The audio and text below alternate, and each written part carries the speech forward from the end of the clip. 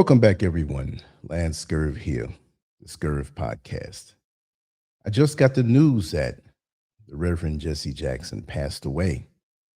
He was born on October 8th, 1941, and he passed away earlier today, February 17th, 2026. You just never know.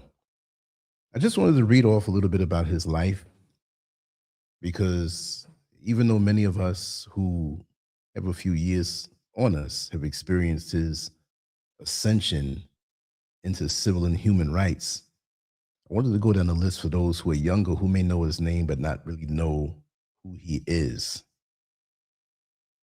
Reverend Jesse Jackson Sr. lived a life that stretched from the front lines of the civil rights movement to the global stage. Born in Greenville, South Carolina in 1941, he came of age in a land still deeply divided by race and inequality. From an early age, Jackson knew that something had to change. He learned to speak out, to act, and to stand with those who were denied basic human rights. By the early 1960s, he had become involved in sit-ins and protests that challenged segregation and injustice across the country. His voice was young, but his commitment was fierce. Jackson's courage drew the attention of the civil rights leaders of that era. Most importantly, it led him to walk alongside Dr. Martin Luther King Jr., America's most powerful voice for equality and nonviolent resistance. As a member of the Southern Christian Leadership Conference, Jackson began his long life as an activist, not just demanding change, but shaping it. The year 1968 was a turning point, not just for America, but for Jackson himself. He was in Memphis, Tennessee with Dr. King on the night that King was shot. In the chaos that followed, Jackson has said that he reached for King and that his shirt became stained with the blood of the fallen leader. Some remember that scene as a raw and emotional moment that showed the pain of a movement losing its greatest voice. Others question how Jackson told that story in the days that followed, or how he presented himself in media interviews wearing that bloody shirt. Whatever the interpretation, that night changed the direction of Jackson's life.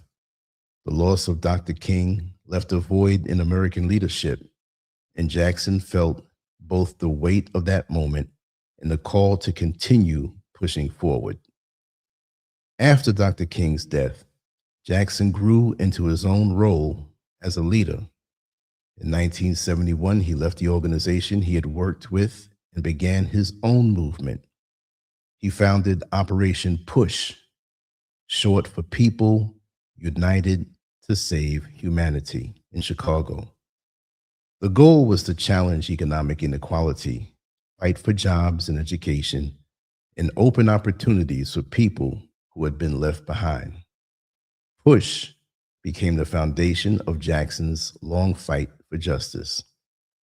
Jackson's vision grew and expanded into the Rainbow Coalition, a group that brought together people from many backgrounds: Black, white, Latino, Asian, and working class Americans.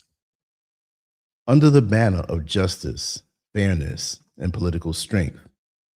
In 1996, these movements merged into what became known as the Rainbow Push Coalition, which continued to press for voter rights, economic fairness, and civil liberties across the United States.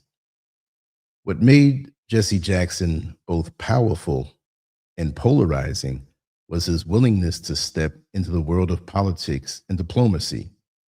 He ran for the Democratic presidential nomination in 1984 and again in 1988, breaking barriers as one of the first Black Americans to mount a serious campaign for the nation's highest office. His campaigns energized new voters, brought issues of inequality to the field, and opened doors for future candidates. Jackson didn't stop there. He used his voice to call for peace, to push for voter registration, to speak out against war and poverty, and to travel around the world securing the release of hostages and showing solidarity with people fighting oppression in other nations. His reach was not just national, it was global. As years passed, Jackson continued his work even as his health declined. He was diagnosed with Parkinson's disease in 2017 and later with a rarer neurological condition. He stepped back from day-to-day leadership of the Rainbow Push Coalition, but his influence remained present in every corner of American struggle for justice. In 2000, he received the Presidential Medal of Freedom, the highest civilian honor in the United States, a recognition that spoke to the impact of his lifetime of service. Throughout his life, Jackson lifted voices, stood with the unheard, and inspired generations to push harder for a fairer world. Reverend Jackson Sr. passed away at age 84, surrounded by family and remembered by millions who knew him as a fighter for dignity and opportunity. His life was not perfect. He was a figure of controversy as well as celebration. Yet he dedicated himself to a cause far greater than himself, the cause of equal rights and dignity for all people. Whether you view him as a bold leader, a flawed human, or both, his impact is undeniable. He lived through some of the greatest struggles in American history and helped shape the country's response to injustice. His voice, his passion, and his determination will continue to echo through the movements he helped to build. When we talk about Jesse Jackson, we must remember a man who stood shoulder to shoulder with legends, a man unafraid to challenge power, unafraid to raise his voice, and unafraid to press forward even when the path was hard. He was a student of justice, a teacher of courage, and a life lived in active pursuit of a better world.